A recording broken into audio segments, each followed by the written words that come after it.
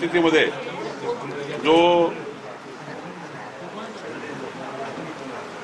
जो सर्टिफिकेट जे इश्यू करणार आहे आमचे जात प्रमाणपत्राचे, त्यामध्ये मराठा कुणबी किंवा कुणबी मराठा हे प्रमाणपत्र इश्यू करताना कोणत्याही फोर्जरी डॉक्युमेंटवर किंवा कुठल्याही खाडाखोड केलेल्या डॉक्युमेंटवर या ठिकाणी ते इश्यू होऊ नये याची काळजी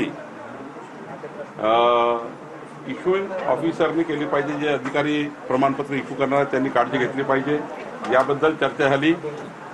कारण काही दाखले मान्य भुजबळ साहेबांनी मांडले बैठकीमध्ये.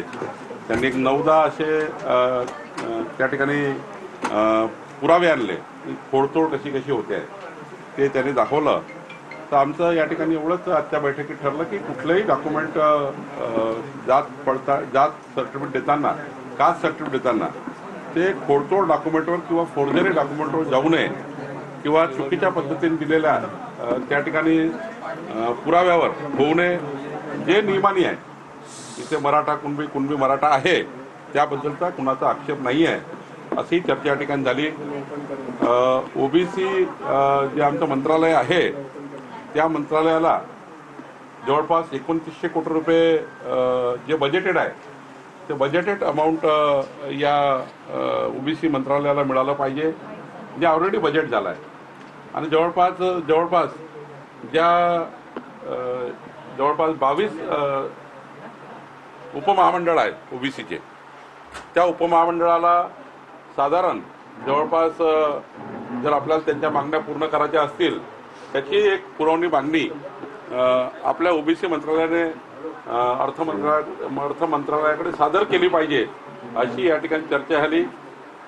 काही पदाचा अनुशेष आहे तोही अनुशेष भरावा, हेही त्या ठिकाणी आम्ही जीएडीला त्या ठिकाणी प्रस्ताव पाठवणार आहे की जो अनुशेष आहे ओबीसीच्या नोकर भरतीचा तोही त्या ठिकाणी पूर्ण करावा, अशी चर्चा झाली.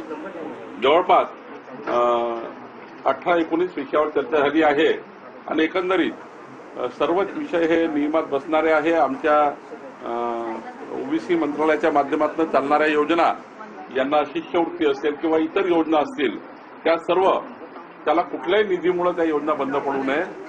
जवळपास शिष्यवृत्तीच्या सुद्धा मोठी थकबाकी या ठिकाणी आहे, तेही पूर्ण करावी, अशी या ठिकाणी चर्चा झाली आहे.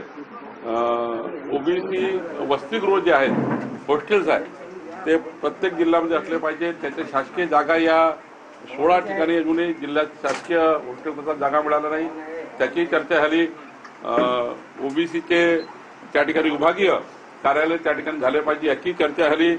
जवळपास 18-19 मुद्द्यावर आजच्या बैठकीत चर्चा झाली आहे. त्यासोबत जे अपात्र आज या ठिकाणी कॅबिनेट झाल्यानंतर मला वाटतं गुलाबराव पाटील आज कॅबिनेटमध्ये बहुतेक दिसले नाही, त्यामुळे त्यांनी आले नसतील. मला ते त्यामुळे तो काही इशू नाही आहे. बंजारा समाजाला जे हैदराबाद गॅजेट लागू करावं अशी सुद्धा मागणी केली जाते. एसटी प्रवर्गामध्ये ते येतात, हैदराबाद गॅजेट असं सुद्धा म्हटलं जाते, त्यावर चर्चा झाली.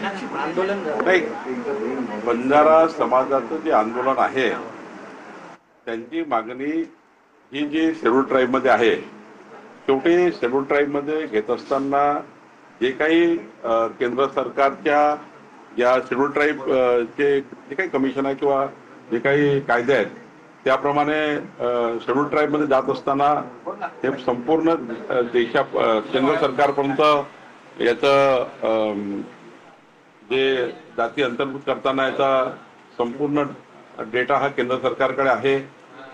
राज्याने त्या ठिकाणी तशी काही शिफारस केली तरच त्या ठिकाणी केंद्र घेऊ शकतं. पण जे काही बंजारा समाजाचं आंदोलन आहे त्या आंदोलनाकरताही चर्चा मात्र आम्ही करू आणि त्या ठिकाणी त्यांची मागणी आहे. त्याच्याबरोबर सुप्रीम कोर्टानं आता ज्या स्थानिक स्वराज्य संस्थांच्या निवडणुका आहेत त्या घेण्यासाठी 31 जानेवारी 2026 पर्यंतची मुदतवाढ दिलेली आहे.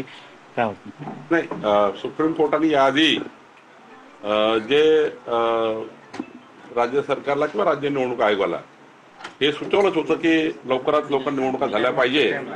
आणि मला वाटतं राज्य निवडणूक आयोगाची तयारी केलेली आहे. त्याप्रमाणे तर असं वाटतच आहे की साधारण डिसेंबर जानेवारीपर्यंत निवडणुका त्यांचं जे शेड्यूल दिसत आहे ज्याप्रमाणे प्रभाग रत्न सुरू आहे, ज्याप्रमाणे त्या ठिकाणी आरक्षणाची आता जसं जिल्हा परिषद अध्यक्षाचं आरक्षण निघालं आहे, आपण बघितलं असाल, ही जी तयारी सुरू आहे. मला असं वाटतं की डिसेंबर जानेवारी जो सुप्रीम कोर्टाने डेडलाईन दिली आहे, राज्य सरकार जे काही आवश्यक त्याला जे काही निवडणूक आयोगाला जे काही मनुष्यबळ पुरवावं लागतं किंवा जे काही राज्य सरकारची मदत राज्य निवडणूक आयोगाला द्यावी लागतं ती तर मिळणारच आहे. तर राज्य निवडणूक आयोग मला असं वाटतं की सुप्रीम कोर्टाच्या निकालाप्रमाणे आपली प्रक्रिया पूर्ण करेल. साहेब, ह्याच्यामध्ये आज मागासवर्गीय विद्यार्थ्यांच्या फीज आहेत त्यामध्ये संदर्भातला निर्णय घेतला गेलेला आहे कॅबिनेटमध्ये. तो काय आहे एक्झॅक्ट? कुठल्याबद्दल? विद्यार्थ्यांच्या संदर्भातली फी वाढच्या संदर्भात, फी अनुदानाच्या संदर्भात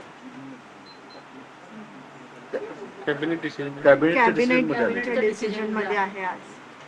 आजच्या कॅबिनेटमध्ये शिष्यवृत्तीबद्दल मला वाटतं आज शिष्यवृत्तीबद्दल चर्चा नाही झाली, पण वसतिगृह अनुदान भत्ता वाढवा, निर्वाह भत्ता जो विद्यार्थ्यांना निर्वाह भत्ता ओबीसीतल्या येण्यात जातो समाज कल्याण विभागाचे नाही, त्याच्यामध्ये एवढंच सांगितलं आहे की अनुसूचित जमाती आणि शेड्यूल कास्ट या दोन्ही जमातीमध्ये सारखेपणा असली पाहिजे. ती सारखेपणा यावी एवढंच त्यामध्ये म्हटलेलं आहे. म्हणजे शेड्यूल कास्टच्या सवलती आणि शेड्यूल टाईपच्या सवलती या ज्या त्यांच्या बजेटेड आहे त्या बजेटेड आहेत. फक्त यामध्ये कुठलंही डिफरन्सेस राहू नये.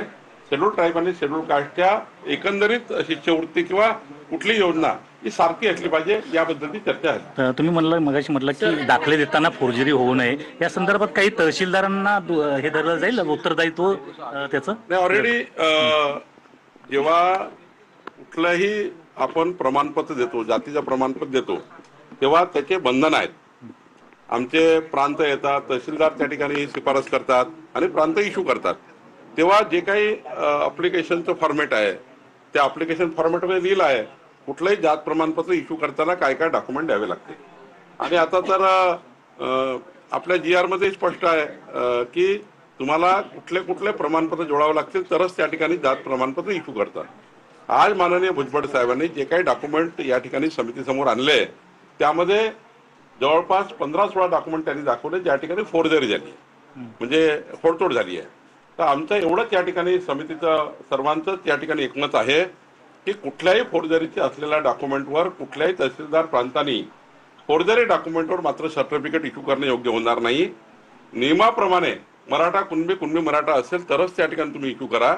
जे काही आपल्या राज्य मागास आयोगाने मराठा कुणबी आणि कुणबी मराठा समाजाला ओबीसी मध्ये घेतला आहे तर त्या तेव्हाची जी कार्यपद्धती त्या ठिकाणी इश्यू केली होती किंवा जे काही मार्गदर्शक तत्व राज्य मागास आयोगाने दिले होते त्या मार्गदर्शक तत्वाप्रमाणे तुम्ही त्या ठिकाणी त्याच्या विरुद्ध जाऊ शकत नाही. पूर्ण डॉक्युमेंट शोधून मगच त्या ठिकाणी आपल्याला पुन्हा ते प्रमाणपत्र इश्यू करता येतं जातीचं. ही सर्वांकरताची कार्यपद्धती आहे. शेड्यूल कास्ट असेल, शेड्यूल ट्राईब असेल, ओबीसी असेल, कोणी असेल, याची कार्यपद्धती ठरली आहे, प्रांताची कार्यपद्धती ठरली आहे. कोणत्याही पद्धतीचं चुकीचे डॉक्युमेंट जाणार नाही. पण भुजबळ साहेबांनी जे दाखवलं काही फोर्जरी डॉक्युमेंट त्यांनी आता समितीसमोर आणले होते त्यावर आम्ही असा निर्णय घेतला की कुठल्याही फोर्जरी डॉक्युमेंटच्या आधारावर कुठल्याही प्रांताने चुकीच्या पद्धतीने दाखले देऊ नये. एवढं मात्र त्या ठिकाणी हे कार्यपद्धतीचा भाग आहे, तो भाग त्यांनी पूर्ण करावा. साहेब, जवळपास 1.25 लाख महिला लाडक्या बहिणींचं नाव जे आहे ते मराठवाड्यातून कमी करण्यात आलंय किंवा त्यांना लाभ भेटत नाही अशा पद्धतीची बातमी जी आहे ती समोर येताना पाहायला मिळत आहे. दिवसेंदिवस लाडक्या बहिणींची संख्या कमी होते का सरकार? नाही, बातम्या येणं वेगळं आहे, बातम्या येणं वेगळं आहे, पण ऍक्च्युअली बघावं लागेल तुम्ही कुठून आकडेवारी आणली आहे. मी काही तुमची आकडेवारी कुठून आणली माहित नाही, पण मी त्याची तपासणी काही केली नाही आहे.